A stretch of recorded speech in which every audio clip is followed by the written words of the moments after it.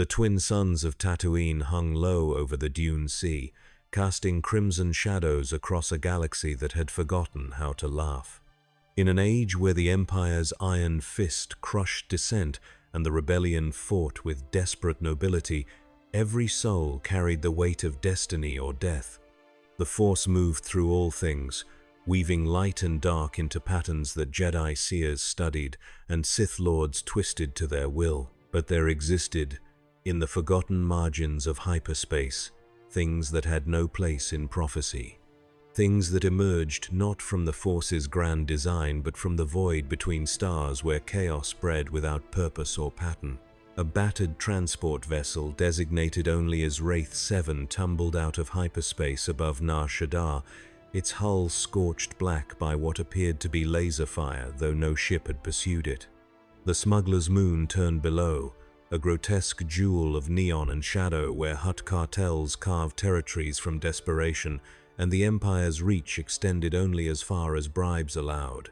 In the deeper districts where light died against rust-streaked durasteel, the transport's distress beacon pulsed once before falling silent. It drifted into the gravity well like a corpse finding its grave. Inside the vessel, among 17 bodies arranged in poses that suggested their deaths had been performative rather than efficient, a man hummed a tune that had no melody. His face bore scars that formed a permanent smile. White skin stretched over bone in a way that seemed cosmetic yet fundamentally wrong.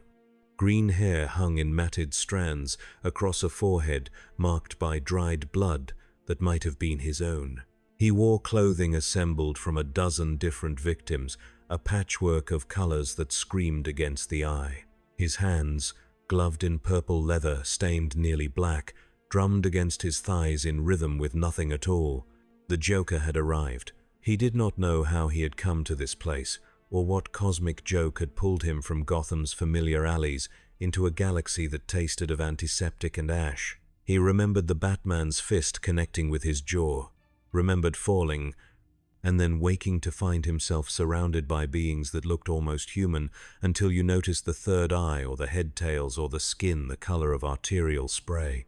He had laughed then, laughed until the guards had beaten him silent, and then laughed again when they realized pain only made him more unpredictable. Now, as the transport's artificial gravity failed and bodies began to drift in the corridor behind him, he pressed his scarred face against the viewport and studied the cityscape below with eyes that had never learned to process beauty without wondering how it would look when it burned. The transport shuddered. Metal groaned. Somewhere in the cargo bay, the structural integrity field gave its final warning before dying in a shower of sparks that briefly illuminated 17 frozen expressions of terror. The Joker pressed the emergency descent control and felt the vessel tip into freefall. In the depths of a meditation chamber carved from black Sith stone, Darth Malith felt the disturbance before it manifested. The Force rippled like water struck by something that should not exist, and in that ripple he sensed not darkness or light but absence. A void shaped like a man, moving through the currents of destiny without registering in prophecy or vision. For 3 heartbeats, the Sith Lord remained suspended in his trance, reaching through the Force to understand what had arrived in his domain. He found nothing, not the blank presence of a Force-dead creature or the shielded mind of a trained operative, but genuine nothing, as if reality itself had developed a blind spot. Malith's eyes opened, burning yellow in the chamber's gloom. His apprentice stood at the entrance, a young Twi'lek woman whose purple skin bore ritual scars in patterns that spelled her dedication to the dark side in ancient Sith script. Her name was Kisi, and she had learned to read her master's moods in the flecks of his gloved fingers. "Something has entered Nar Shaddaa," Malith said, his voice modulated to carry the weight of certainty even when he felt none. "A transport, damaged, carrying something the Force cannot see." Kisi's head tails twitched. "The Hutts will claim salvage rights. Should we intervene?" "No." Malith rose from his meditation platform, his robes settling around him like shadows gaining mass. "We observe, If it dies in the crash, it was nothing. If it survives. He paused, considering. Then we will learn what chaos looks like when it has no master. The transport impacted in Sector 17, a district so deep in Nar Shaddah's vertical sprawl that sunlight had become myth and the atmosphere tasted of recycled sweat and burnt plastic. It hit a refueling platform at an angle that should have vaporized everything inside, but the pilot had been skilled or lucky in death, and the vessel's forward compartment separated from the burning hull in a shriek of torn metal. The compartment tumbled through 3 levels of catwalks before embedding itself in the side of a Rhodian gambling den where 63 beings had gathered to watch gladiatorial combat between modified combat droids. The Joker crawled from the wreckage as smoke poured around him, his clothes torn but his smile wider than ever. Blood ran from his nose and ears, but he seemed not to notice. Behind him, the transport compartment groaned and shifted, threatening to collapse into the pit-fighting arena below, where a crowd of species he couldn't name shouted in languages he didn't understand. He found his footing on a twisted beam and surveyed the chaos he'd created without intent or effort. The gambling den's patrons scattered, some pausing to loot the bodies visible in the wreckage, others simply fleeing because violence in Sector 17 usually escalated. A Gamorrean bouncer charged toward him with a vibro axe raised, the creature's pig-like features contorted in rage at the destruction of property his boss would deduct from his pay. The Joker reached into the wreckage and pulled free a jagged piece of hull plating. He tested its weight, found it adequate, and waited. The bouncer closed to 3 meters, 2 meters, raising the axe for a downward cleave that would split the intruder from crown to groin. The Joker sidestepped with a dancer's timing and drove the improvised blade up under the Gamorrean's armpit where the armor didn't cover. The creature squealed and fell, thrashing. The Joker knelt beside it, studying the way purple blood spread across green flesh, fascinated by the color palette. "That's new," he said in Basic, testing words he shouldn't know in a language he'd never learned. The knowledge had been in his head when he woke, planted by whatever force had dragged him between realities. But pain's the same everywhere, isn't it? The Gamorreans stopped thrashing. The Joker stood and addressed the remaining crowd with arms spread wide. "Ladies, gentlemen, and everyone in between, I seem to have dropped in unexpectedly, terribly sorry about the mess. But since I'm here..." He pulled a thermal detonator from the dead bouncer's belt, studying its mechanism for 3 seconds before understanding it perfectly. "Let's see what kind of party you people throw." He armed the detonator and tossed it into the pit-fighting arena. The crowd stampeded. Some made it to the exits, others fell and were trampled by beings whose survival instincts overrode whatever counted for compassion in a place like this. The Joker watched with the intensity of a child at his first theatrical performance, absorbing every scream and desperate scramble as the detonator's timer counted down. At the last second, he dove behind a support column. The detonator's explosion wasn't large by military standards, but in the enclosed space it became absolute. Flame and shrapnel tore through metal and flesh without discrimination, transforming the gambling den into an abattoir of twisted architecture and scattered pieces that had recently been living beings. The support structure gave way, and the entire platform tilted 20 degrees, sending debris cascading into the levels below. The Force recoiled. In his meditation chamber, Darth Malith gasped as if struck. The disturbance wasn't violence itself. The dark side thrived on violence, but the quality of it, senseless, joyful, utterly divorced from anger or fear or any emotion the Force could metabolize. It was destruction as aesthetic choice, death as performance art. He reached out again through the Force and found that void shaped like a man standing in flames. And for the first time in a decade, the Sith Lord felt genuine curiosity. "Find him," Malith commanded. "Bring him to me alive. I don't care what condition, but he must be able to speak." Kisi bowed and departed, her hand already reaching for her comlink to summon their operatives in the lower sectors. The Joker picked his way through the wreckage, whistling now, stepping over bodies with the casual disregard of someone walking through a particularly crowded marketplace. He found a dead Trandoshan hunter whose bandolier still held several interesting weapons he didn't recognize but would enjoy discovering. He stripped the body efficiently, adding a blaster pistol and what appeared to be some kind of wrist-mounted dart launcher to his collection. The blaster felt wrong in his hand, too clean, too precise, but he'd adapt. He always adapted. A hand grabbed his ankle. He looked down to find a human woman, half her face burned away by the blast, reaching up at him with an expression caught between plea and curse. Her lips moved, forming words in a language he understood now. "Help me." The Joker crouched beside her, his head tilted like a curious bird. "Help you? I'm the one who did this to you." He showed her the thermal detonator's arming mechanism, still clutched in his other hand. "See? All my fault. It'd be terribly hypocritical to help after going to such effort, wouldn't it?" She tried to speak again, but only blood emerged. "Exactly," he agreed, as if she'd made a profound point. "Why do we even bother with words when the body speaks so much more honestly?" He stood, leaving her to finish dying, and continued his exploration.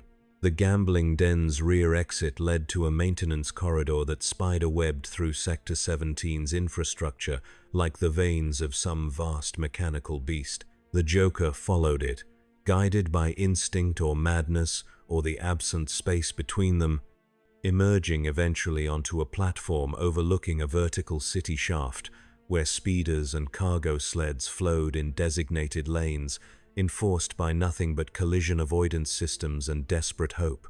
He stood there breathing recycled air that tasted of ozone and rotting garbage, processing this galaxy of strangers and strange customs with the same giddy delight he'd felt the first time he realized Bruce Wayne was Batman. Everything was wrong here. Everything was different. And therefore everything was suddenly new again, ripe with possibility. A group of Weequay thugs emerged from a doorway behind him, their leather-skinned faces marked with ritual scars and their hands resting on blaster pistols in holsters worn smooth with use. The leader, identifiable by the human skull hanging from his belt, raised one hand in a stopping gesture that transcended language. "You," the Weequay growled in Basic. "What clan?"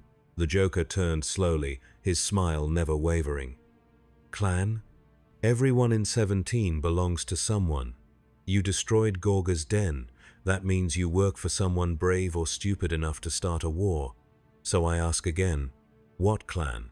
The Joker considered the question with exaggerated thoughtfulness, tapping one finger against his scarred lips. "I'm more of a free agent, a contractor, you might say, specializing in mayhem with a minor in murder and an extracurricular focus on psychological trauma. Would you like a demonstration?" The Weequay's hand moved toward his blaster. The Joker's hands moved faster, the wrist-mounted dart launcher triggering 3 times in rapid succession. The darts weren't poisoned, he didn't know what they were, but each one hit an eye socket with precision born from years of throwing cards and knives and acid-filled flowers at a man in a cape. The Weequay leader stumbled back, screaming, clawing at his face. His companions drew their blasters. The Joker threw himself sideways as energy bolts scorched the air where he'd stood. He came up firing his stolen blaster with no formal training but excellent spatial awareness, putting bolts into walls and floors and anywhere except his targets until the third shot caught a Weequay in the throat by what might have been accident. The thug fell, gargling, and the Joker laughed because the sound was exactly like water draining from a sink. "See, this is the problem with guns," he shouted over the blaster fire. "No artistry, no personal connection, just point and..."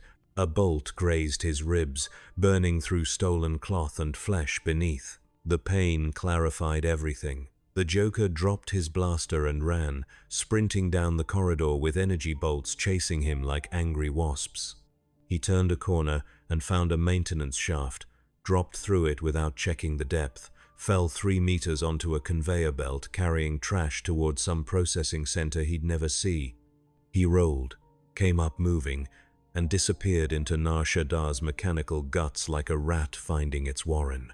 Behind him, the Weequay regrouped, calling in reinforcements, spreading word through the criminal networks that someone had attacked clan property without authorization. In the lower sectors, such transgressions usually ended with the offender's corpse dumped in a fusion recycler. But word of the gambling den massacre had already spread, and the description that circulated a scarred human with a death-white face and a laugh that curdled blood began taking on mythic properties even before the facts were confirmed. The underworld of Nar Shaddaa had seen every form of killer, professional, passionate, psychotic, but this was something new. This was chaos without even the framework of greed. Darth Malith received the reports in his chamber, listening as Kissy described the carnage with clinical precision. 68 dead in the gambling den, 3 more in the corridor. Property damage estimated at 70,000 credits. And the perpetrator, this void shaped like a man, had walked away laughing. The Hutt cartels will want blood, Kissy observed. If we don't move quickly, they'll kill him themselves. Let them try. Malith steepled his fingers, his yellow eyes reflecting candlelight from a dozen black candles arranged in ritual formation. This creature doesn't operate by understandable logic. Greed doesn't motivate him. Fear doesn't restrain him. Even anger, which we Sith understand intimately, seems absent. He destroys because destruction itself is the point. Then he's useless. Mad animals can't be trained. No. Malith stood, pacing the chamber's perimeter where shadows pooled thick as oil. Animals have instincts, predictable, exploitable. This thing has only appetite. Do you understand the difference?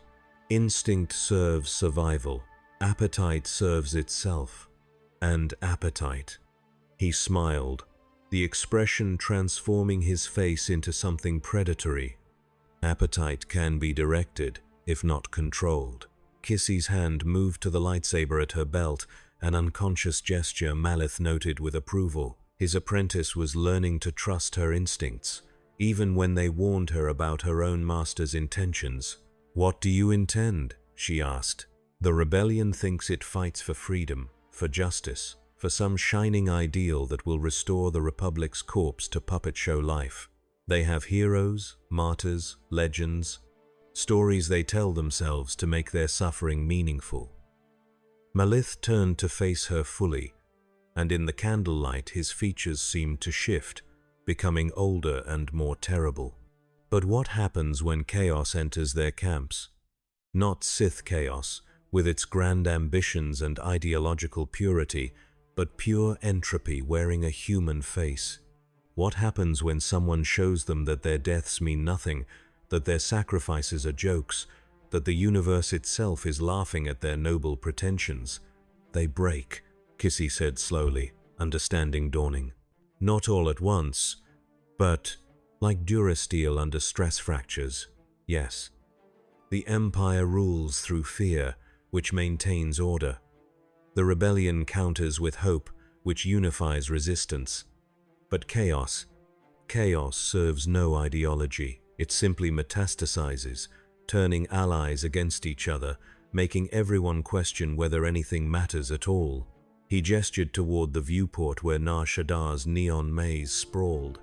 "That creature down there is a weapon, not a blade I can wield, but a plague I can aim. And the beauty is that he'll never know he's being used." Kissy considered this. How will you even approach him? If the Force can't touch him, everything can be touched. We simply must learn his language. Malith returned to his meditation platform, settling into the lotus position with practiced ease. Go to Sector 17. Find where he's hiding. Don't approach, don't engage. Simply watch. Learn what makes him laugh. The apprentice departed, leaving Malith alone with the candles and shadows and the growing certainty that he had found something unprecedented. In the centuries of Sith philosophy, they had studied anger, fear, greed, jealousy, every emotion that could be weaponized. But madness without purpose? That was new. That was evolutionary. The Force swirled around him as he descended into trance, reaching through Nar Shaddaa's layers toward that blind spot in the cosmic vision. He couldn't see the Joker directly, but he could see the absence he created, the hole in destiny that moved through the moon's underworld like a shark through dark water. And around that hole, the Force itself seemed uncertain, as if even cosmic will couldn't decide whether to eliminate this anomaly or study what it revealed about the universe's hidden structures. In the maintenance tunnels beneath Sector 17, the Joker found a forgotten storage chamber filled with crates marked in scripts he couldn't read. He pried one open with the jagged piece of hull plating that had become his improvised knife and discovered weapons inside. Old Republic-era blasters, thermal detonators, even a crate of lightsaber components waiting for assembly. Someone had been stockpiling for war or revolution or simple profit, and then abandoned the cache when circumstances changed. He sat among the crates like a child in a toy store, examining each device with the focused intensity he usually reserved for creating new toxins. The blasters interested him less than the detonators, which came in 17 varieties ranging from concussion to plasma to something labeled only with a skull symbol that he immediately pocketed for later experimentation. But the lightsaber components fascinated him most. He'd seen these weapons during his brief, violent introduction to the transport crew. Elegant energy blades that cut through almost anything, operated by warriors who channeled mystical nonsense about connection and destiny. The crew had carried them like religious relics, speaking of the Force with the same reverent terror Gotham's mob bosses once reserved for him. The Joker assembled a lightsaber from components chosen purely for aesthetic appeal. A black grip wrapped in something that felt like leather, a focusing lens that glowed violet when held to the light, a power cell that hummed with barely contained energy. He had no formal understanding of the mechanism, but his hands worked with instinctive precision born from years of creating elaborate death traps and chemical horrors. The blade extended when he activated it, projecting violet plasma in a coherent beam that made the air itself scream.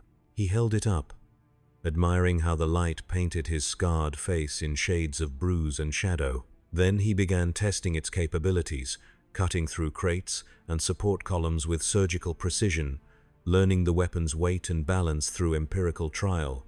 The blade cauterized as it cut, sealing wounds instantly, which was both disappointing no blood spray and fascinating no mess to complicate matters. After an hour of experimentation, he'd carved a crude smile into the storage chamber's far wall, each tooth exactly a meter tall, the grin stretching 15 meters wide.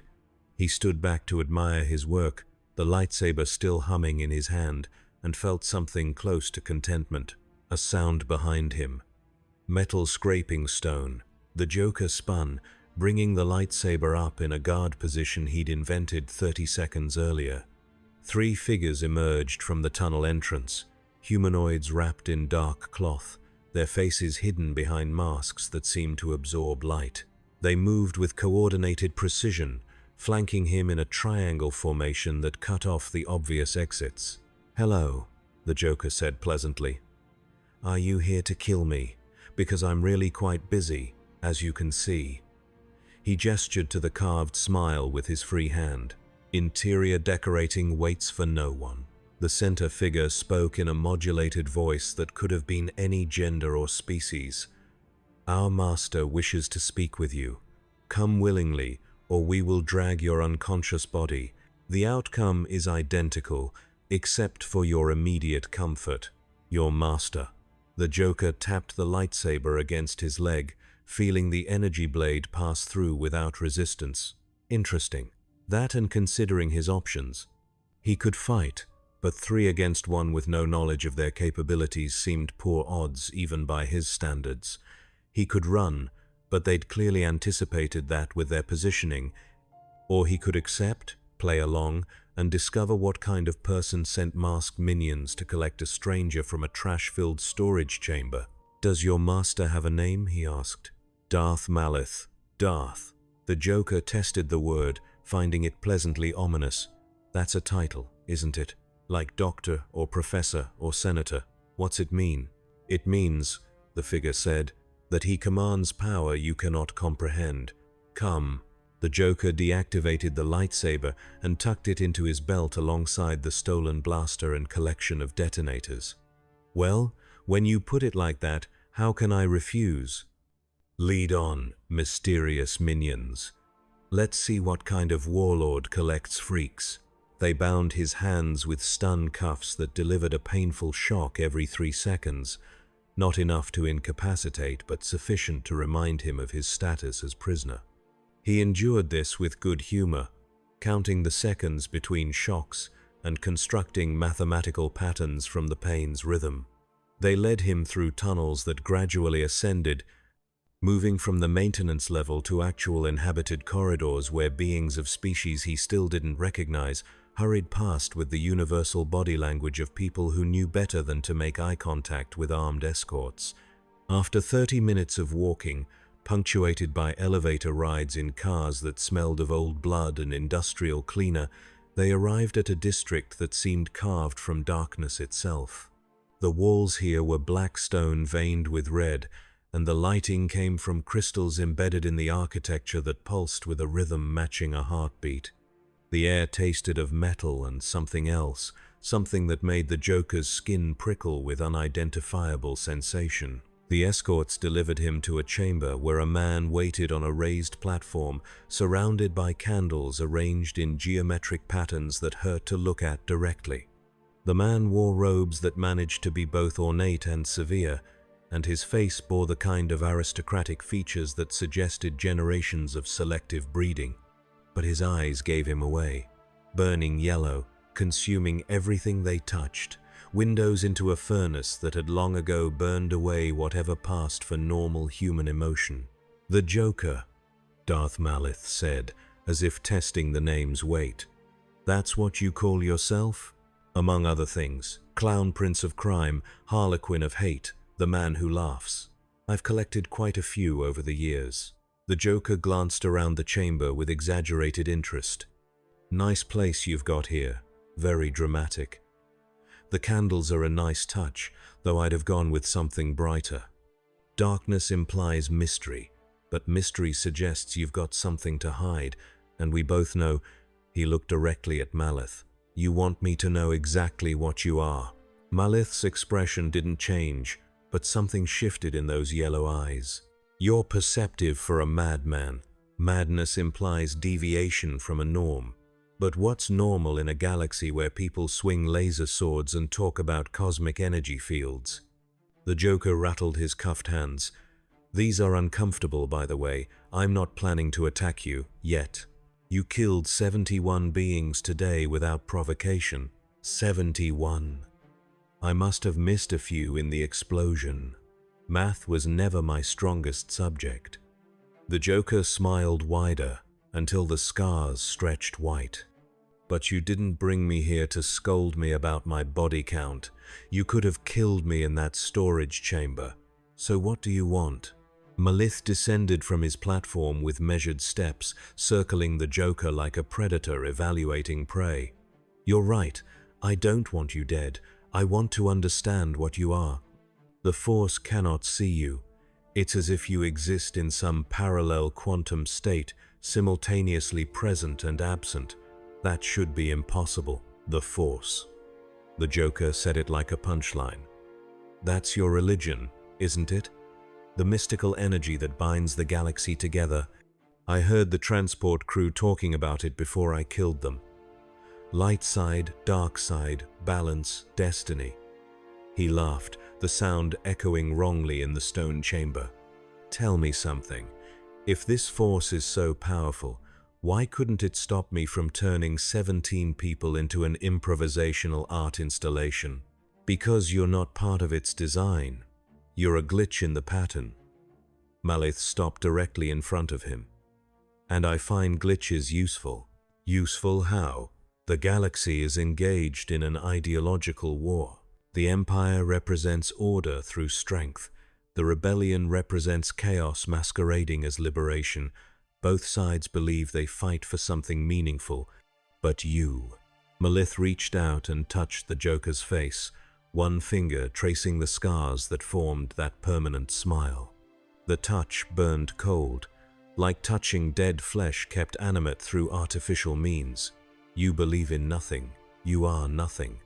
And nothing, properly deployed, can unravel everything. The Joker stood perfectly still, letting the Sith Lord touch him, analyzing the sensation and the psychology behind it. This Malith creature thought himself a master manipulator, someone who could weaponize chaos the way others weaponized fear or hope. But he'd made a fundamental mistake. He thought the Joker could be aimed. "Let me tell you a story," the Joker said quietly. "Back where I came from, there was a man. A hero," everyone said. He dressed up like a bat and fought crime with his fists and his gadgets and his unshakable moral code. He thought if he hit people hard enough, scared them thoroughly enough, he could save a city drowning in its own corruption. And you know what I did? Enlighten me. I showed him it was all a joke. Every punch, every sacrifice, every noble gesture meaningless. Because humans are, fundamentally, animals wearing the thin veneer of civilization, and when you scratch that veneer hard enough, when you put them in situations where the rules stop applying, they become me. Selfish, violent, gloriously free from the pretense of morality. The Joker leaned forward until his scarred face nearly touched Malith's. I broke people for fun.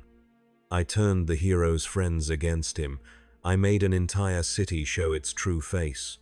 And the beautiful part? I did it because it was funny. Not for power, not for wealth, not for any reason your Sith philosophy could possibly understand. Just because the universe is one long setup to the greatest joke ever told, and the punchline is that nothing matters. Malith pulled his hand back slowly. You think I don't understand nihilism? The dark side is built on the recognition that meaning is constructed, not inherent. That power defines truth, not the other way around. No. The Joker's smile never wavered. You still think power matters. You still think there's something to win. I'm telling you, the game itself is meaningless, and the only rational response is to laugh while it burns. For a long moment, neither man spoke. Candle flames flickered in the stone chamber's recirculated air, casting shadows that seemed to reach for each other like fingers. Somewhere far above, Nar Shaddaa's billions continued their desperate scramble for credits and survival, unaware that two beings who could shatter their reality stood discussing philosophy in the dark. Finally, Malith gestured, and the stun cuffs released, clattering to the floor. I'm going to make you an offer. Work with me. Not for me, I understand you're fundamentally unemployable. But work alongside me. I'll give you resources, targets, freedom to express your particular talents. In return, I want to study you. Learn how your mind functions. Discover what happens when chaos meets the Force. And if I refuse, then you'll die in these tunnels, hunted by every cartel and bounty hunter on Nar Shaddaa. You have no allies here, no resources beyond what you can steal, and eventually even your luck will fail. Working with me, you survive, you thrive. You get to play your games on a galactic stage instead of in one forgotten sector of one moon nobody cares about. The Joker rubbed his wrists where the cuffs had burned the skin, considering the offer with theatrical deliberation. This Malith was dangerous, intelligent, and fundamentally deluded about his ability to control variables, which made him perfect. The Joker could play along, learn about this strange galaxy with its laser swords and mystical energy, and when the time was right, show this Sith Lord what real chaos looked like. All right, he said finally, I'm in. On one condition. Name it. I need a costume. Something with more flair than these rags. Purple, I think. Purple and green. And a proper workshop where I can experiment with your galaxy's delightful collection of weapons and chemicals. You want chaos? I'll give you chaos. But I'm going to do it with style. Malith smiled for the first time, an expression that transformed his face into something almost human. "Agreed. Kissy will show you to your quarters and arrange for supplies. But understand this, Joker. I may not be able to see you in the Force, but I can still kill you. Try to betray me, and you'll learn that death in this galaxy comes in varieties you've never imagined." "Promises, promises," the Joker sketched a mocking bow. "I look forward to our partnership, Darth Malith. I think we're going to create something truly special together. Something that'll make the galaxy scream." Kissy appeared at the chamber entrance, her expression carefully neutral as she gestured for the Joker to follow. He went with exaggerated cheer, whistling tunelessly, already cataloging escape routes and potential weapons in every corridor they passed. Behind them, Malith returned to his meditation platform, settling into trance with the satisfaction of a gambler who'd just made a risky bet that might pay enormous dividends. The Force whispered warnings that he ignored. In the weeks that followed, the Joker transformed from escaped prisoner to Malith's pet project.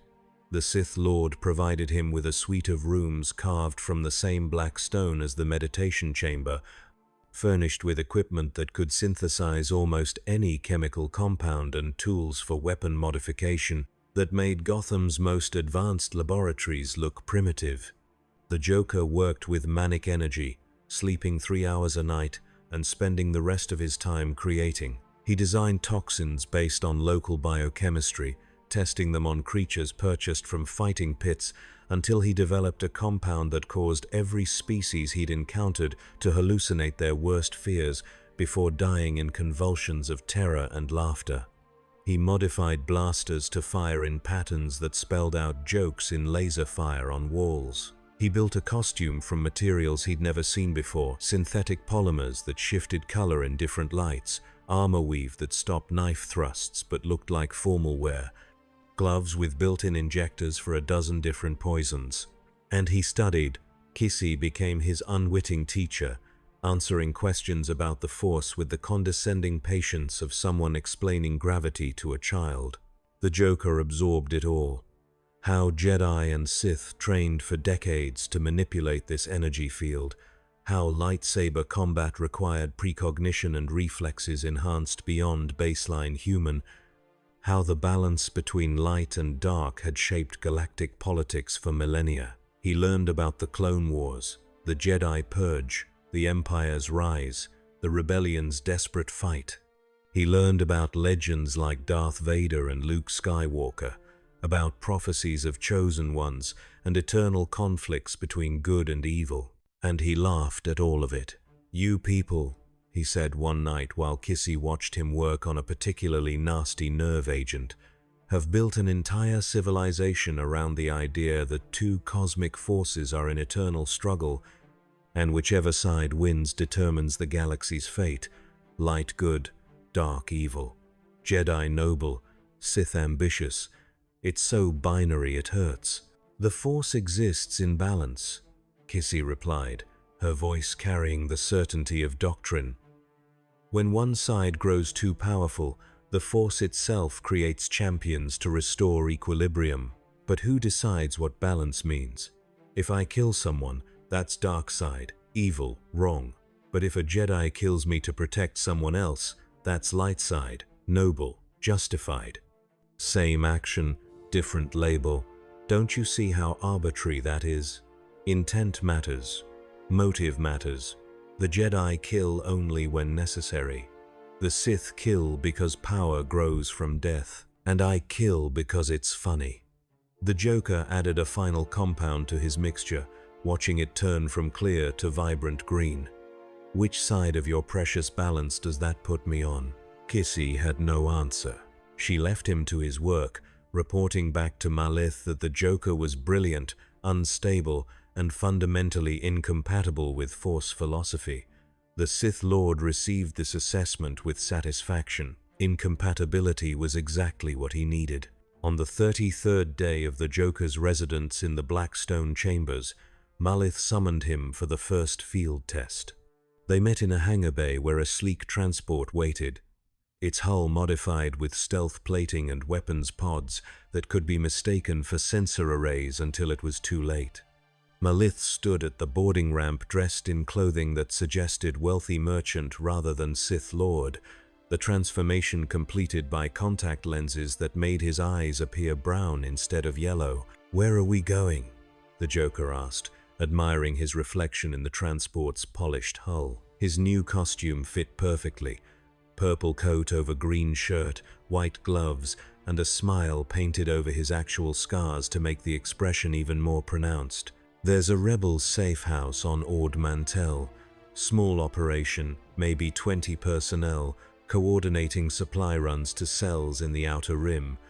Intelligence suggests they're about to receive a shipment of medical supplies and weapons. Nothing major, but symbolically important.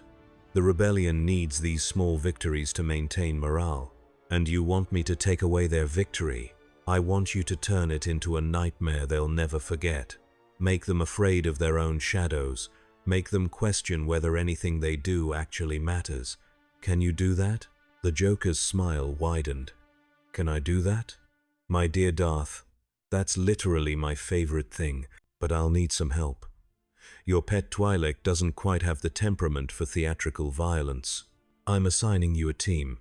5 of my best operatives, trained in infiltration and combat.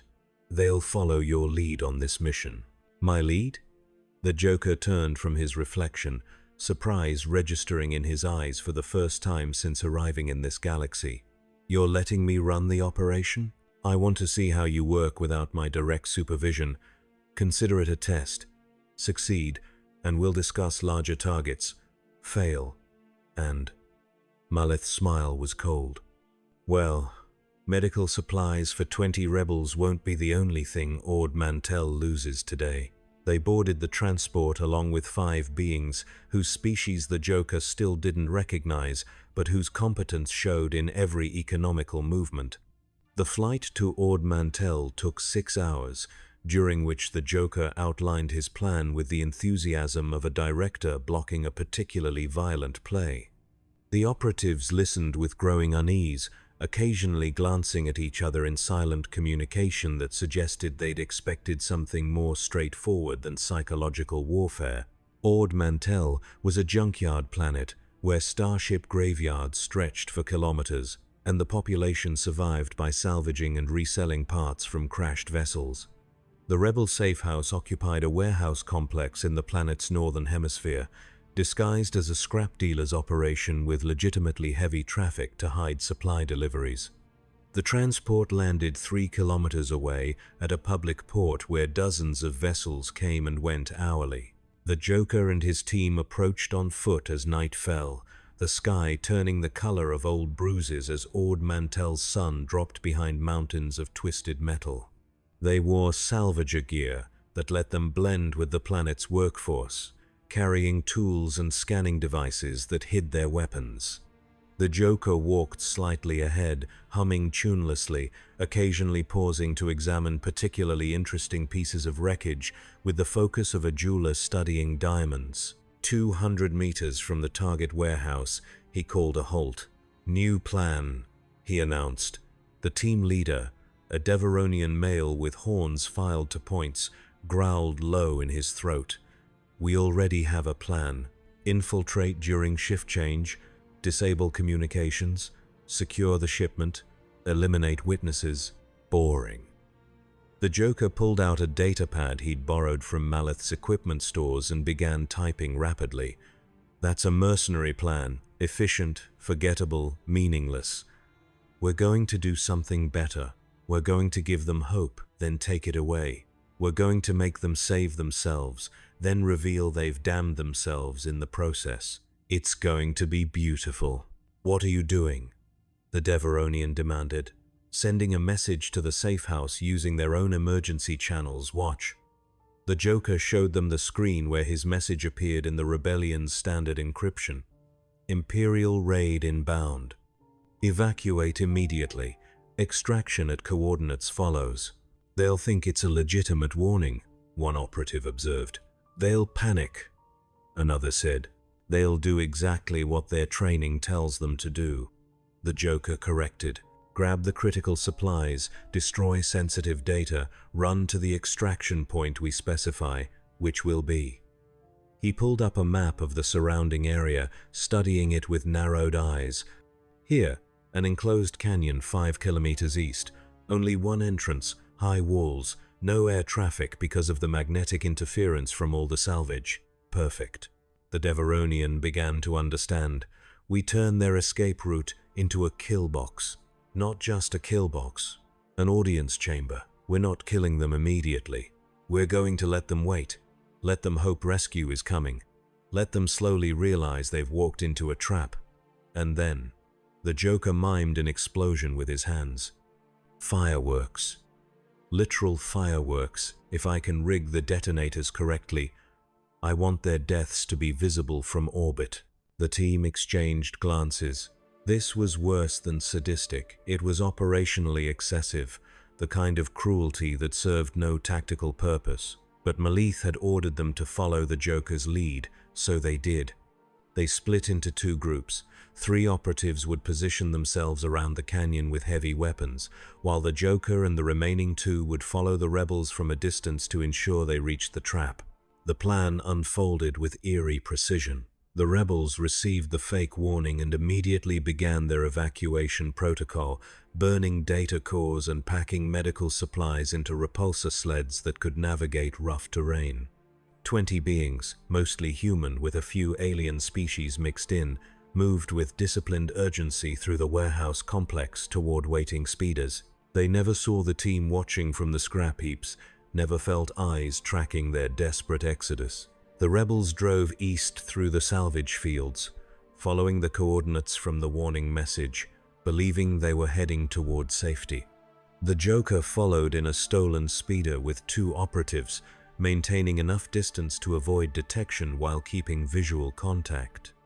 He watched the rebels through macrobinoculars, studying their body language, identifying who was armed and who protected whom, building psychological profiles on the fly.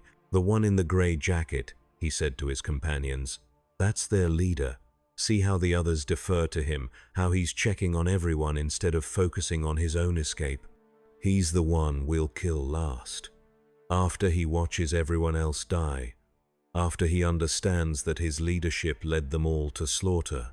They reached the canyon as full dark settled over Ord Mantell. The rebels pulled their speeders into the enclosed space and began establishing a defensive perimeter, scanning for threats from the entrance while failing to notice the positions already occupied in the canyon walls above. The Joker and his 2 operatives sealed the entrance with a combination of rubble and proximity mines, moving with theatrical slowness, making just enough noise that the rebels below would hear but not enough to identify the source. 30 minutes passed. An hour. The rebels began to realize no extraction was coming. Some suggested they'd been betrayed, that the Empire had somehow compromised their emergency channels. Others argued they should simply flee on foot, abandon the speeders and supplies, prioritize survival over mission. The leader, the one in the gray jacket, held them together through force of personality, insisting rescue was simply delayed, that they needed to maintain discipline. The Joker watched all this from his position above, delighted by every moment of slowly dawning horror. When he judged the psychological pressure had peaked, he activated a speaker system he'd rigged to the canyon walls and spoke. His voice amplified and distorted until it seemed to come from everywhere at once. Good evening, rebels. Welcome to your final performance. I hope you've enjoyed the show so far. The panic, the hope, the gradual realization that you've been played like cheap instruments in a very expensive orchestra. Below, the rebels scrambled for cover, weapons raised, searching for targets, finding none. You're probably wondering who I am. Well, I'm nobody special. Just a tourist passing through your quaint little galaxy decided to try my hand at your civil war. And I have to say, it's delightful. You people take yourselves so seriously. Freedom, tyranny, destiny, prophecy, like any of it matters when you're meat in a canyon with explosives on every wall.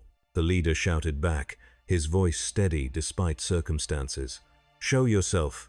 Face us like a soldier." "But I'm not a soldier. I'm an artist. And this." The Joker triggered the first sequence of lights he'd installed, illuminating the canyon walls in rotating colors that transformed the space into a nightmare carnival. "This is my masterpiece." He gave a signal. The three operatives in the walls opened fire with precision, not to kill but to wound. Energy bolts, scorched legs and arms, dropped 5 rebels screaming while the rest scrambled for cover that didn't exist. The wounded thrashed, their cries echoing off stone walls, and the Joker laughed over the speaker system because their agony created an acoustic harmony he hadn't anticipated. "Now here's the fun part," he continued.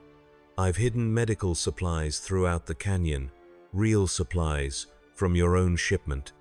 If you can find them, you might save your friends. But every supply cache is booby-trapped. Find one, and you have to choose. Save one person or set off an explosion that kills everyone." Isn't that delicious? Your own compassion becomes a weapon. Your own goodness damns you. The rebels didn't respond with words.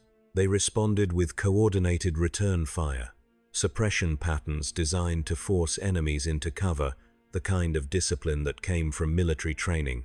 But they were firing at shadows and empty positions, wasting power packs on theatrical nothing while the real threats remained safely hidden. The leader took charge, organizing them into a tight defensive formation that protected the wounded, while 2 scouts moved to search for the medical supplies. This was exactly what the Joker had anticipated. He watched the scouts discover the first cache genuine Bacta and coagulants from their own shipment and approach with appropriate caution. They found the proximity trigger easily enough, a simple device any trained operative could disarm. What they didn't find was the secondary trigger wired to activate when the first was disabled. The explosion killed both scouts instantly and sent shrapnel tearing through the defensive formation, catching 3 more rebels in the blast radius. Now 8 were down, dead or dying, and the remaining 12 faced an impossible choice: abandon their comrades or continue searching for medical supplies, knowing each cache was a potential death sentence. The leader chose neither. He used his comlink to broadcast on multiple frequencies, hoping for a genuine rescue, willing to risk Imperial detection if it meant saving his people. The Joker let him try, let him broadcast increasingly desperate pleas into the void, before finally responding over the same channel with a child's sing-song taunt. "No one's coming. No one cares. You're all alone." What happened next surprised even the Joker. The rebels attacked, not with desperate rage or suicidal courage, but with calculated precision, using their wounded as bait to draw fire, while others scaled the canyon walls with climbing gear and determination. They moved like professionals who'd accepted death and decided to make it cost something. The Joker's operatives found themselves genuinely pressed, forced to abandon their positions as rebels climbed toward them with blasters firing. One operative went down, a rebel's shot catching him in the throat. Another fell when a wounded rebel he'd dismissed as neutralized activated a thermal detonator and took them both out in a suicide blast that painted the canyon wall red. The Joker's laughter cut off. This wasn't part of the script. They were supposed to break, to turn on each other, to prove his philosophy about human nature when pressed to extremes. Instead, they were dying to protect each other, sacrificing themselves for abstract concepts like duty and hope. It was infuriating. It was incomprehensible. It was utterly fascinating. "Fine," he snarled into the speaker system.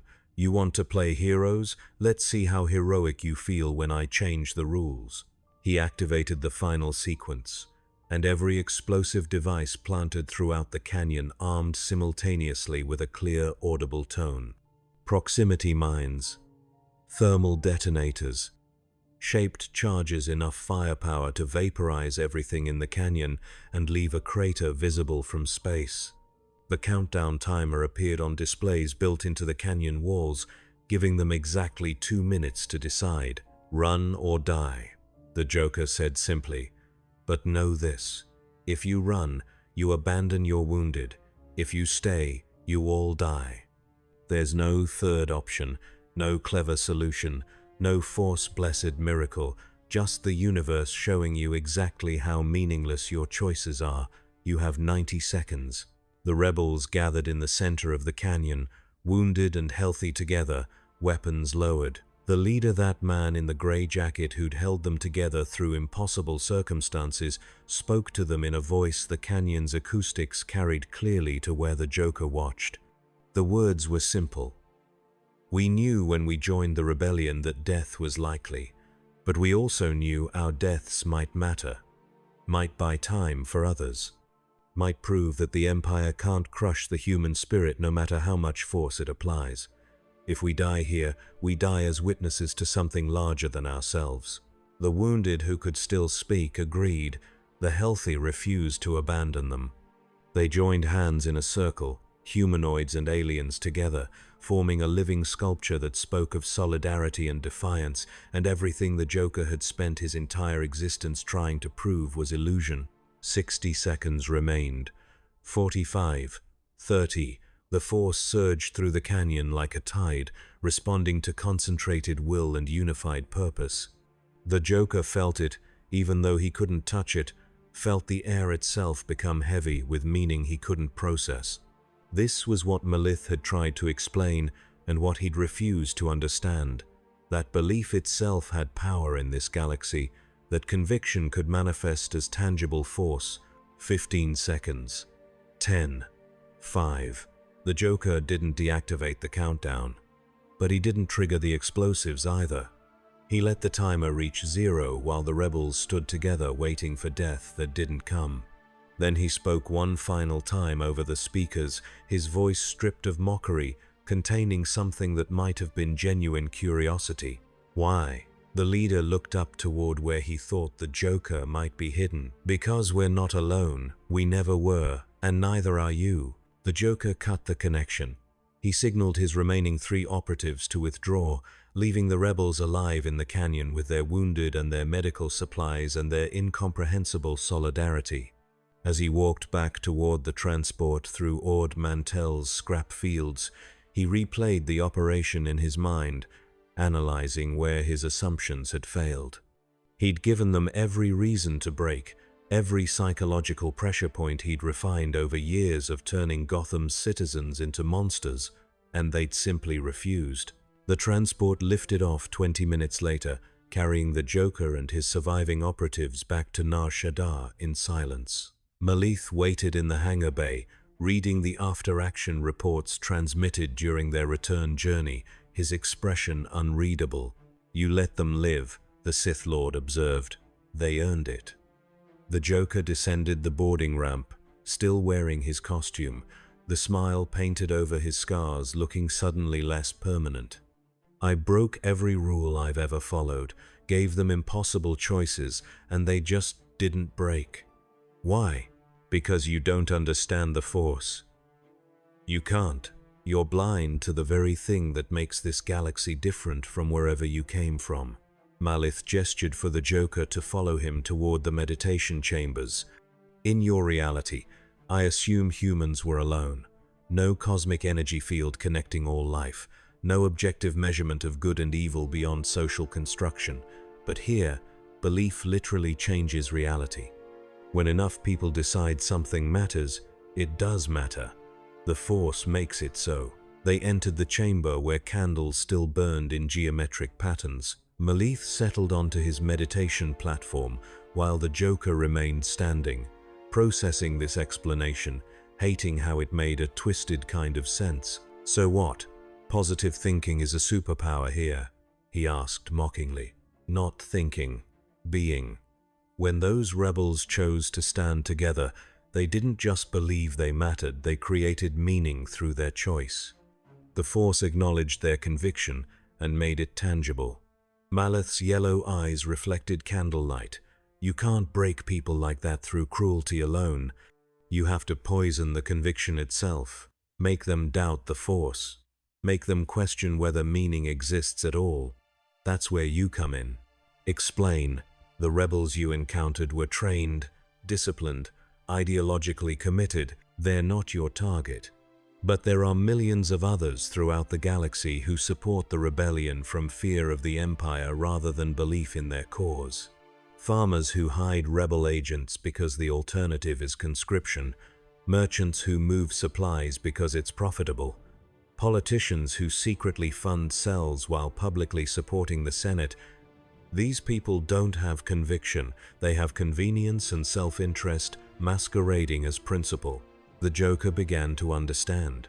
And if something showed them that their convenient morality leads to consequences worse than imperial rule, they'd abandon the rebellion en masse, not out of conviction, but out of pragmatic self-preservation. Terror and chaos deployed not against the faithful but against the wavering. Malith stood, moving to a small table where a holographic projector displayed star systems in miniature. He touched one, and it expanded into a detailed planetary map. This is Andderon, Outer Rim world, nominally imperial but with strong rebel sympathies. The population is evenly split between supporters and opponents of the Empire, creating a delicate political balance. The rebellion has cells there conducting recruitment and supply operations, and more importantly, Andderon hosts an annual peace festival where beings from across the sector gather to celebrate prosperity and mutual cooperation. A festival. The Joker's smile returned slowly. How many attendees? Last year, approximately 40,000. This year, given increased tensions, security estimates, 60,000. Multiple species, all political factions represented, vendors from 100 systems. A demonstration of unity and hope in troubled times. You want me to attack the festival? I want you to poison it. Make it the opposite of what it represents. Turn their celebration into a revelation of what lurks beneath civilized pretense. And I want you to do it in a way that makes them destroy each other, not through your direct action, but through their own fear and anger and desperation. Malith deactivated the hologram. Can you do that? The Joker walked to the candles, studying the patterns they formed, seeing in them an attempt to impose order on chaos through geometric ritual. He understood Malith's game now. The Sith Lord couldn't control him, but he could aim him like a weapon that destroyed whatever it touched. And Malith believed that weapon could be pointed at the rebellion's foundation, not their military strength, but their moral certainty. What Malith didn't understand was that weapons sometimes turned on their wielders. I can do that, the Joker said finally, but I'll need resources, time to plan, and most importantly, I'll need you to stay out of my way. No operatives monitoring my every move, no force users hovering in the background. You want to see what pure chaos looks like when given artistic license? Give me actual license. Malith considered this. You'll have 3 months to prepare, unlimited access to my resources, credits, contacts, materials. But Kissy accompanies you to Andderon, not as handler, as observer. She reports what she sees but doesn't interfere. Agreed? Agreed. The Joker extended his gloved hand. Malith shook it, the gesture feeling like a pact with something ancient and hungry. You won't regret this, Darth. I promise you a show that'll make the whole galaxy stop and stare. The 3 months passed in frantic preparation. The Joker transformed his workshop into a laboratory of nightmares, synthesizing compounds that didn't exist in Galactic Republic databases and designing devices that combined function with dark aesthetic beauty. He studied Andderon's culture with obsessive detail, learning about the planet's history of conflict between beast riders and royalists, the delicate peace maintained through annual festivals that celebrated their unity. He identified the festival's vulnerabilities, the crowded market squares where panic could propagate, the transportation hubs where a single disruption could cascade into system-wide chaos, the prominent figures whose deaths or corruption would send political shockwaves across the sector. Kissy watched him work with growing unease, reporting to Malith nightly that the Joker's plans went far beyond simple terrorism into territory she couldn't fully comprehend. He wasn't just planning to kill people, he was planning to destroy the idea that people could be trusted in crisis. Every chemical he synthesized targeted inhibition rather than pain. Every device he built forced impossible choices. He was weaponizing human psychology itself, turning Andderon's festival into a stage where the audience would become the show. "He's going to kill thousands," Kissy warned. "Maybe tens of thousands." "Good," Malith replied. "Fear is cheap. Death is common. But doubt? Doubt that infects entire populations, making them question whether their neighbors can be trusted, whether their leaders tell truth, whether resistance accomplishes anything except attracting monsters. That's the chaos that ends rebellions without firing a shot." On Andderon, the festival preparations continued as they had for centuries, with merchants erecting stalls in the market squares and performers rehearsing in the amphitheaters and security forces establishing protocols for an event they expected to proceed without incident. The Empire maintained a light presence enough to remind everyone of the current political reality, but not so heavy as to spoil the celebratory mood. Rebel recruiters moved through the crowds in plain clothes, making contact with sympathetic locals, building networks that would support future operations. None of them knew what was coming. The Joker arrived on Andderon 2 weeks before the festival, traveling under a false identity as a chemical dealer from the core worlds who specialized in exotic recreational compounds. His credentials were perfect, purchased from Malith's contacts in the criminal underworld, and his samples genuine enough to pass inspection while hiding their true purpose. He rented warehouse space near the festival grounds and began converting it into a staging area for operations, he explained, to no one, not even Kissy. He moved through Andderon's cities like a ghost, studying crowds and conversations, learning the rhythms of daily life. He identified 3 targets: the water distribution system that served the festival grounds, the medical stations that would respond to any health emergency, and the security headquarters that coordinated law enforcement across the planetary capital. Each target would receive a customized gift from his laboratory, each gift designed to cascade into the others, creating a chain reaction of horror that fed on itself. The first gift went into the water system 3 days before the festival began. A tasteless, odorless compound that did nothing immediately but accumulated in organic tissue, building concentration with each drink. On its own, it was harmless. Combined with another compound the Joker would distribute later, it became a neural inhibitor that shut down the prefrontal cortex while leaving the amygdala, the fear and rage center, fully functional. Civilized behavior would become impossible. Primal instinct would take over. The second gift was delivered to medical stations, disguised as a new Bacta synthesis method, donated anonymously by what appeared to be a concerned philanthropist. The method actually worked, healing wounds faster than standard treatments, which ensured medical personnel would begin using it immediately on festival injuries. What they didn't know was that the compound contained a genetic marker that would make anyone treated with it register on scanners as having trace elements of rebel biological weapons in their system, false positives that would make them appear to be suicide bombers or plague carriers. The third gift was information. The Joker had spent weeks crafting false intelligence reports suggesting that rebel extremists planned to attack the festival using biological weapons smuggled through medical supplies. He fed these reports through multiple criminal information brokers, ensuring they reached Imperial intelligence through channels that seemed independent and credible. The Empire's response was predictable: increased security presence, heightened alert status, authorization for security forces to use lethal force against identified threats. The stage was set. The audience was assembling. The curtain would rise in 72 hours. On the night before the festival, Kissy found the Joker on the roof of his rented warehouse, staring up at Andderon's moons with an expression she'd never seen on his scarred face. Not excitement or anticipation, but something closer to melancholy. "You're thinking about the rebels on Ord Mantell," she said. Not a question. They didn't break. The Joker didn't look at her. I gave them every reason, every pressure point, and they chose solidarity over survival.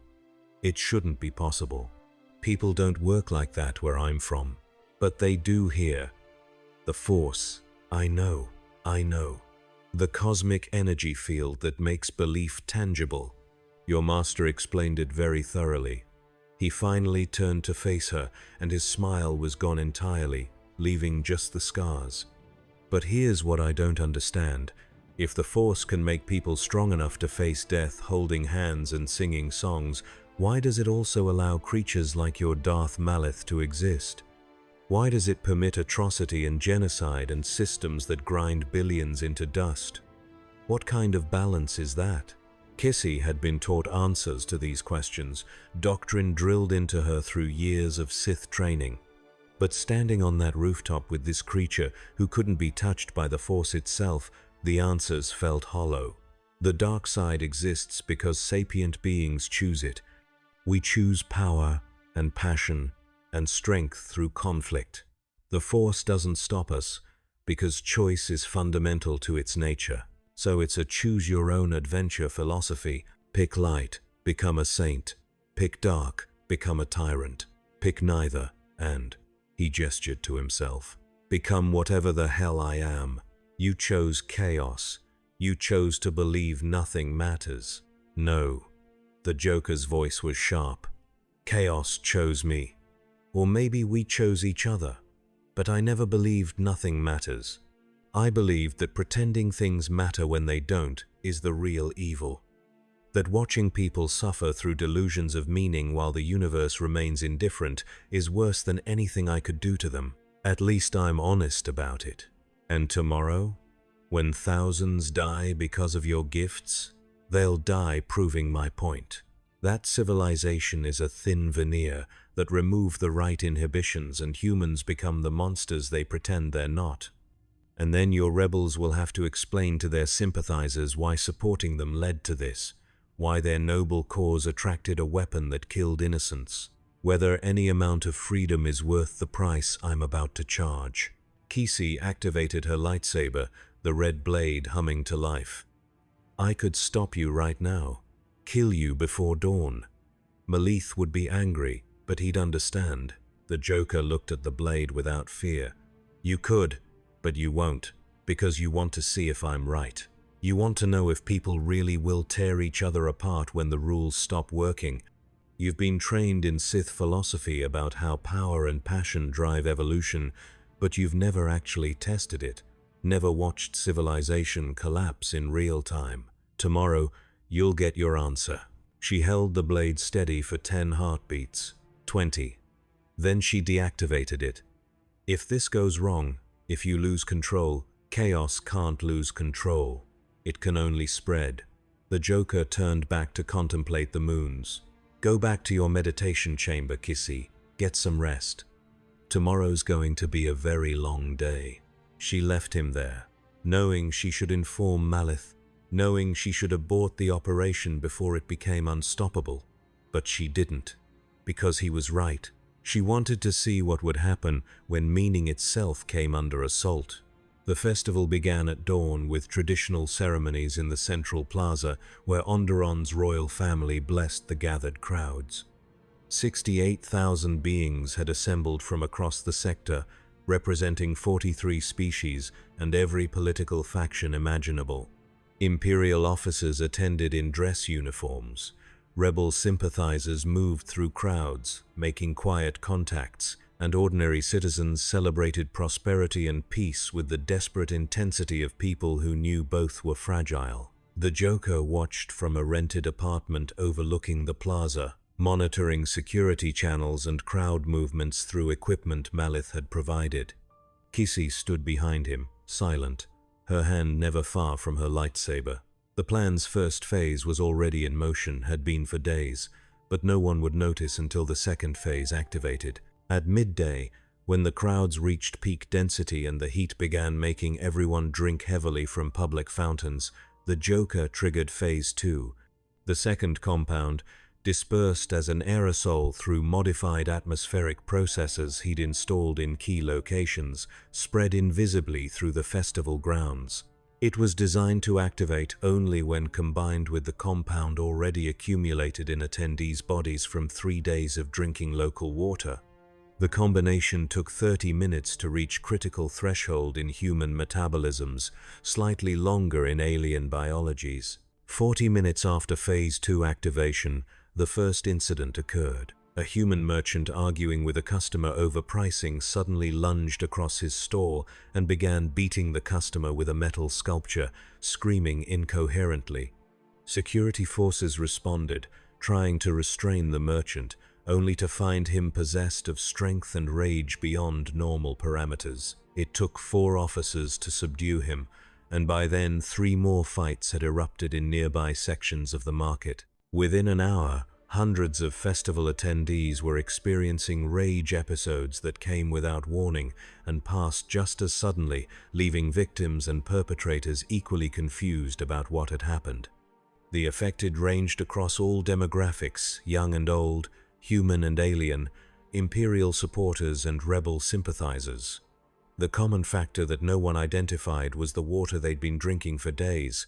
Phase 3 activated automatically when the first rage victims were brought to medical stations for treatment. The modified Bacta the Joker had donated worked exactly as advertised, healing their injuries rapidly and efficiently. But it also tagged them genetically, making them register on Imperial biometric scanners as carrying trace elements of restricted biological compounds. When security forces ran standard scans looking for the biological weapons their intelligence had warned about, every person treated with the modified Bacta lit up as a potential threat. The Imperial response was swift and brutal. Special forces units sealed off medical stations and began detaining anyone who'd been treated, processing them as suspected terrorists. But the detentions triggered more rage episodes as stress hormones interacted with the compounds in victims' systems, turning medical facilities into combat zones where patients attacked security forces with bare hands and improvised weapons. The situation cascaded exactly as the Joker had designed. More violence led to more medical treatments, which led to more false positives on biological scans, which led to more detentions and more violence. Within 3 hours, the festival had transformed from celebration into battlefield, with Imperial forces treating the crowd as hostile, and the crowd responding with the mindless aggression of beings whose inhibitions had been chemically deleted. The Joker watched it unfold with fascination, tracking casualty numbers and analyzing crowd behavior patterns. "They're doing exactly what I predicted," he narrated to Kissy. "The civilized behavior is just gone. No moral reasoning, no empathy, just primal response."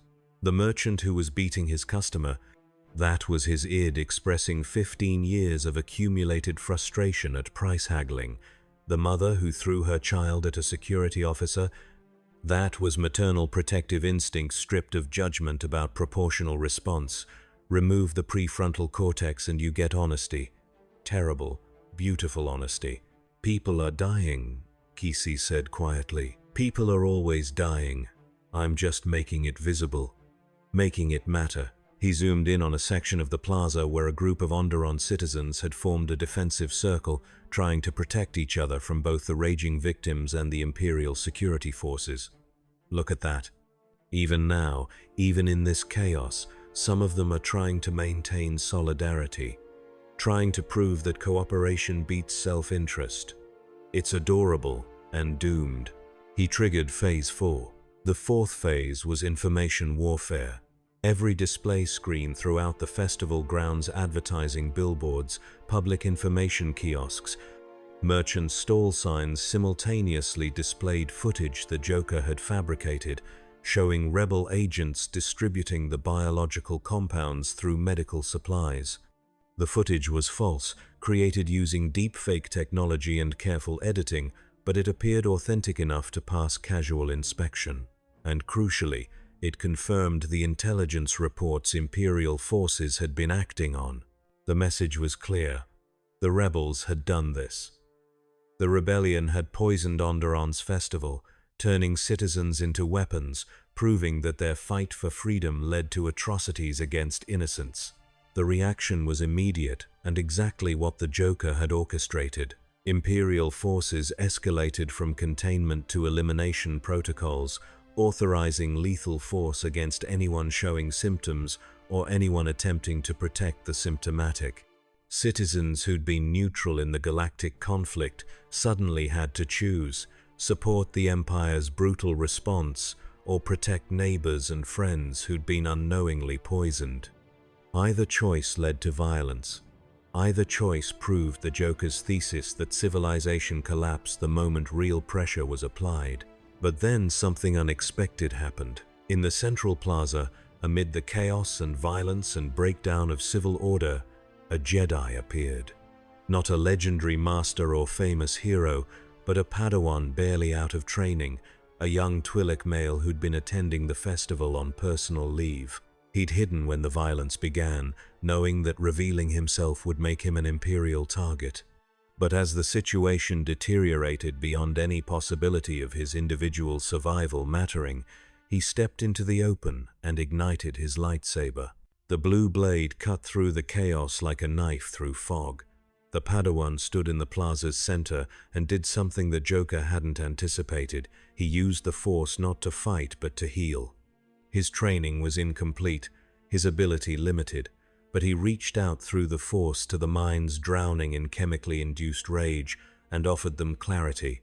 He couldn't purge the compounds from their systems, but he could give them moments of lucidity, brief windows where the prefrontal cortex reasserted control. One by one, victims of the Joker's poison came back to themselves. A human woman stopped beating her husband and collapsed weeping. A Rhodian vendor dropped his improvised weapon and stared at his green hands in horror. A child stopped screaming and ran to her mother's arms. The circle of sanity expanded from the Padawan outward, spreading through the Force in ways the Joker's compounds couldn't touch. The Joker stood from his observation post, his expression twisted into something between fury and awe. "What is he doing?" "His duty," Kissy replied. "He's showing them the light side exists. That the Force can save, not just destroy. But my compounds, the neural inhibitors, they're chemical certainties. He can't just override biology with positive thinking. He's not overriding anything. He's giving them something to hold on to while the chemicals metabolize naturally. Hope as medicine. Belief as treatment." Kissy watched the plaza screens showing the Padawan's expanding influence. "You poisoned their bodies, Joker. He's healing their spirits. And in this galaxy, spirit often wins." The Joker activated his final contingency. Phase 5 had been designed as insurance, a last resort if somehow the plan began failing. It was a surgical strike targeting the Padawan specifically, using sniper drones he'd positioned throughout the city's upper levels. The drones locked onto the young Jedi's signature, acquired firing solutions, and prepared to eliminate the one person disrupting the Joker's carefully orchestrated chaos. The drones opened fire. Blaster bolts converged on the Padawan from 6 angles simultaneously, precision shots that should have cut him down before he could react. But the Force warned him, and his lightsaber moved in arcs that defied conscious thought, deflecting bolts that came too fast for normal perception. He couldn't block everything. One bolt grazed his shoulder, another scored his leg, but he remained standing, remained focused on healing the minds around him, even as his own body took damage. Imperial forces noticed the sniper fire and traced it back to the drones. They assumed the drones were rebel weapons targeting their own operative, which perfectly fit the narrative the Joker had constructed. Security units began sweeping for additional rebel assets, treating any being with communications equipment or technical skills as potential terrorists.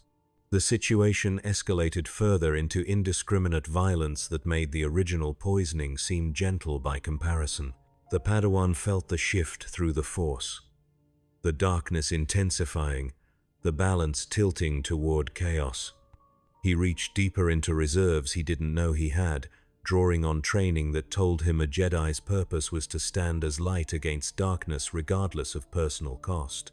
His healing expanded to encompass not just individuals but crowds, hundreds of minds receiving brief moments of clarity that let them choose reason over rage. But there were limits. The Padawan was young, inexperienced, already wounded. His connection to the Force wavered as exhaustion set in. The circle of sanity he'd created began to shrink, victims at the edges falling back into chemically induced madness. He was losing the battle through simple attrition, one Jedi against tens of thousands of poisoned beings. The Joker saw the weakness and prepared to exploit it, but before he could act, Kissy moved. The Twi'lek's hand shot out and grabbed his wrist, her grip painfully tight, her force-enhanced strength easily overpowering his normal human physique. "Enough," she said. "Let go of me." The Joker's voice was ice. "We had an agreement. You observe, you don't interfere. That was before you tried to kill a Jedi. That crosses lines even Malith wouldn't approve." Kissy pulled him away from the control console, interposing herself between the Joker and his ability to trigger further contingencies. "This operation is over. We're extracting now. It's not over until I say it's over. Look at them down there. Look at what I've proven. Civilization is mythology. Order is illusion. And your precious Force can't save them because there's too many and too few of you." The Joker struggled against her grip, achieving nothing. "One Padawan against my compounds. He's losing. He's failing. And when he falls, everyone will see that hope is just another poison I used against them. He's not falling." Kissy gestured to the plaza screens where something new was happening. Other Force users were emerging from the crowds, not Jedi, but ordinary beings with latent sensitivity who'd lived their entire lives never knowing they could touch the Force. The Padawan's example had awakened something in them, shown them that power existed beyond violence and chemistry. They joined their untrained, unfocused abilities to his, creating a network of healing that spread through the festival grounds in a wave of light. The Joker watched his masterpiece unravel. The chemically induced rage began subsiding as the Force gave victims the clarity to metabolize the compounds naturally. Imperial forces, seeing the situation stabilize, stood down from elimination protocols to standard containment.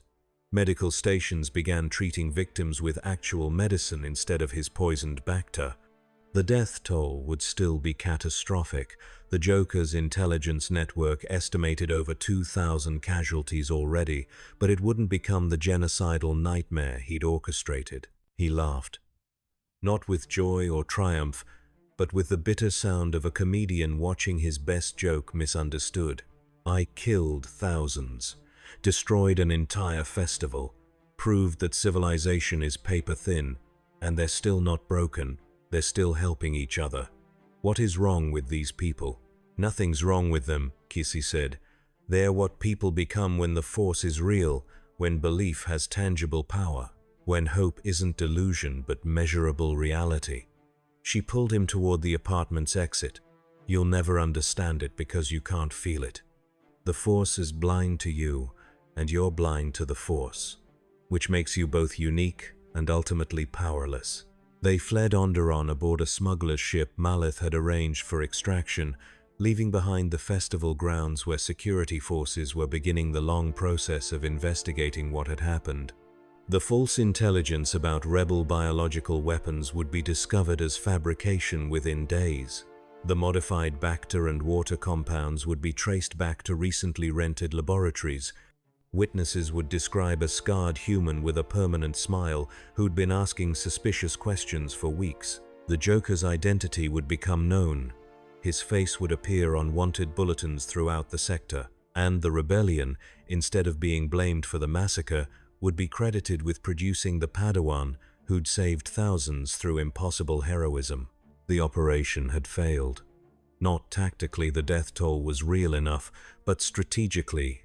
Instead of poisoning the rebellion's relationship with Andderon's population, the Joker had created a martyr narrative where Jedi valor stood against senseless terrorism. Instead of proving that chaos was fundamental, he demonstrated that even coordinated chemical warfare could be overcome through Force-enhanced solidarity. Darth Malith listened to the full report in his meditation chamber, his yellow eyes never leaving the Joker's scarred face. When Kissy finished her account, including the detail about how she'd aborted Phase 5, the Sith Lord sat in silence for a full minute. "You let emotions override operational objectives," he finally said to his apprentice. "Saving a Jedi Padawan violates every principle I've taught you." "Yes, Master." Kissy kept her eyes downcast, prepared for punishment. "Good." Malith's smile was cold.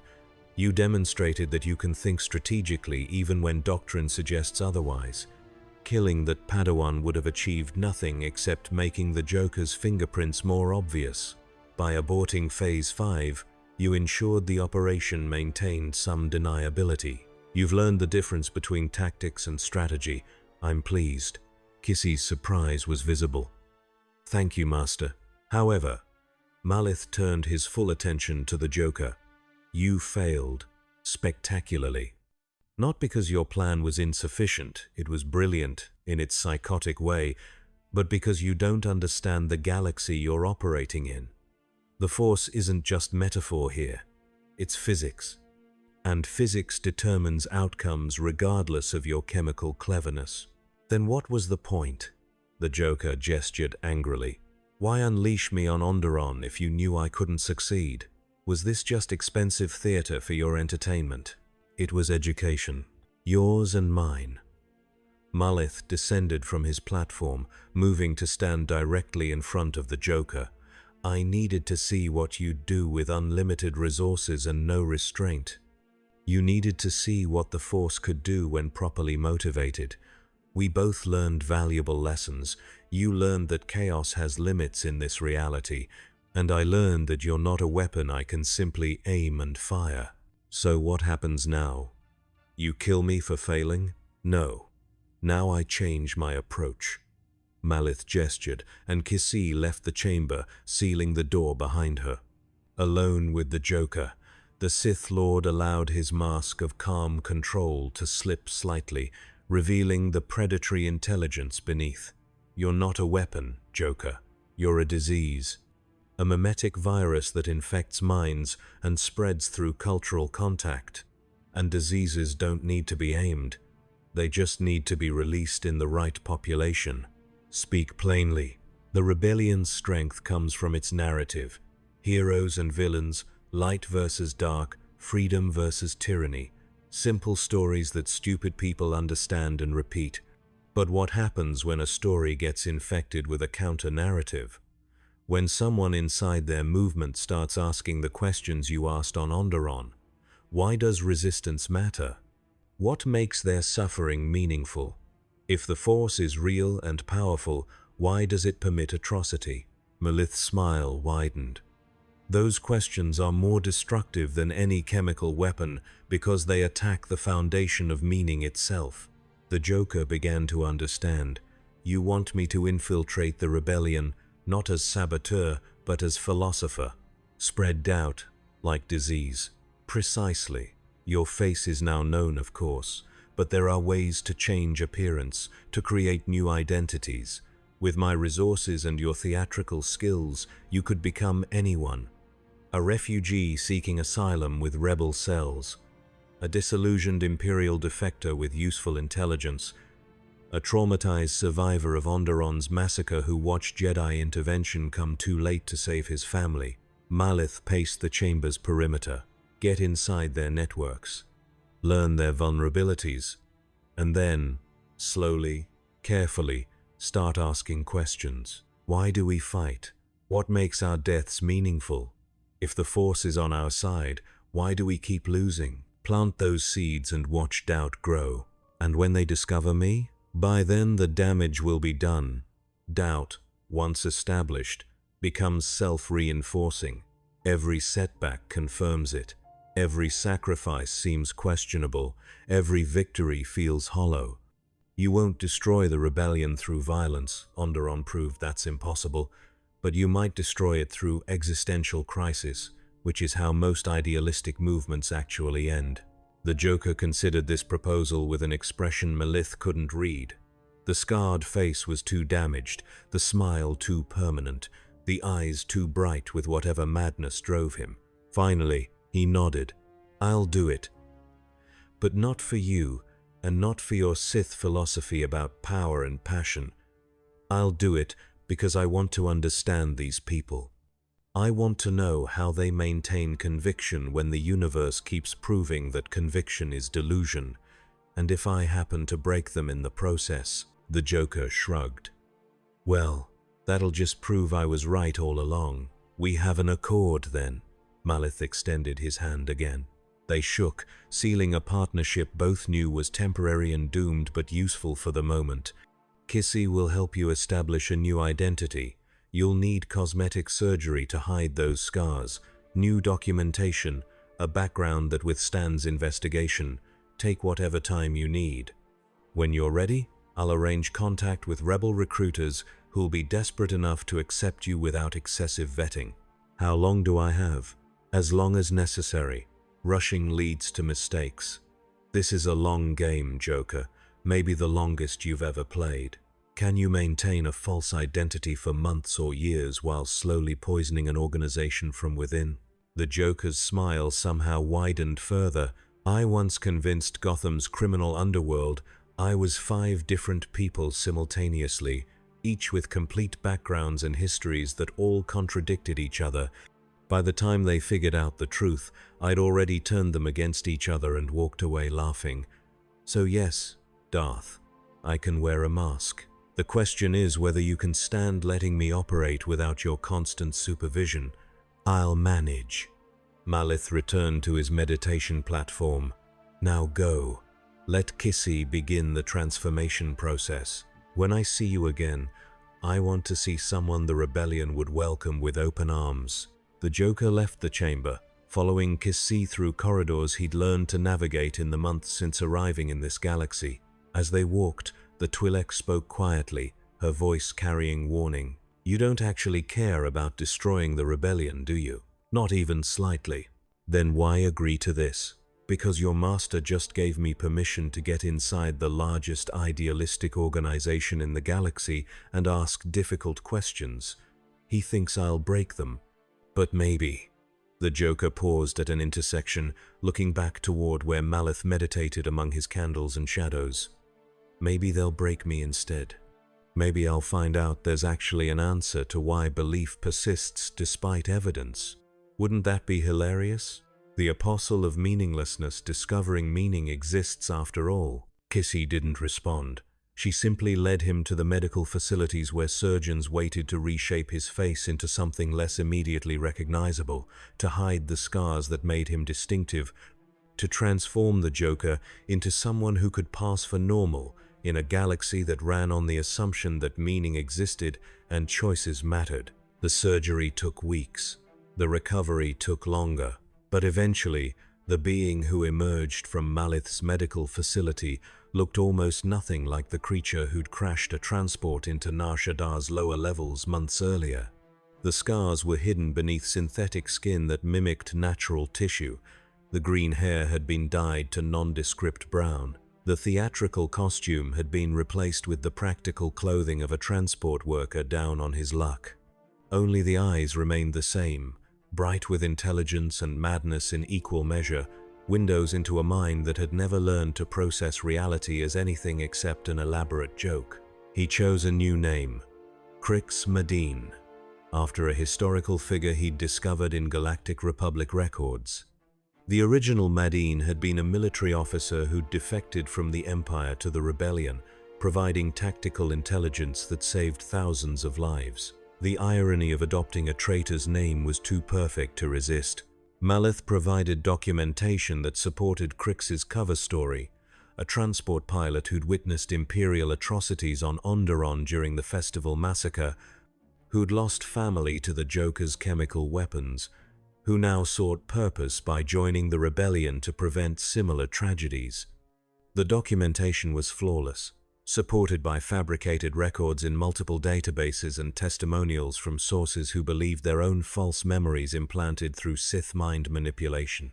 On a cold morning when Nar Shadar's artificial weather controls simulated rain for the entertainment of beings who'd never seen actual precipitation, Crix Madine boarded a transport bound for the Outer Rim territories where rebel recruiters were known to operate. He carried identification that would pass any inspection and a background story that would tug at sympathetic hearts. He carried chemical formulas memorized rather than recorded, and questions that would spread like plague through minds unprepared to defend against philosophical assault. And he carried the memory of that Padawan standing in Andderon's central plaza, healing minds with nothing but conviction and force connection. That image haunted him in ways the bodies he'd created never had. It suggested that maybe, just maybe, this galaxy operated on rules so different from his home reality that even his most fundamental assumptions might be wrong. The transport lifted off, carrying Crix Madine toward a destination he could only guess at. Behind him, Nar Shadar's neon maze receded into the void, and ahead lay the galactic conflict he'd been thrust into without warning or consent. Somewhere in that conflict, the rebellion struggled to maintain hope against impossible odds. And soon, very soon, they would welcome a refugee who promised to help their cause. They would have no idea they'd just invited chaos to join their ranks. The Force itself shuddered, sensing but not seeing the blind spot that moved through its currents like a knife through water. Prophecies flickered and reformed around this void, unable to incorporate him into their visions, yet unable to exclude him from their consequences. Across the galaxy, Jedi in hiding felt a disturbance they couldn't name, while Sith Lords studying the dark side's mysteries sensed an opportunity they couldn't quite define. The game had evolved beyond simple violence. The stage had expanded beyond one festival or one moon, and the Joker, wearing a dead hero's name, sailed toward the heart of galactic conflict with the serene confidence of someone who knew the universe was laughing at everyone equally. The galaxy waited, unaware and unprepared,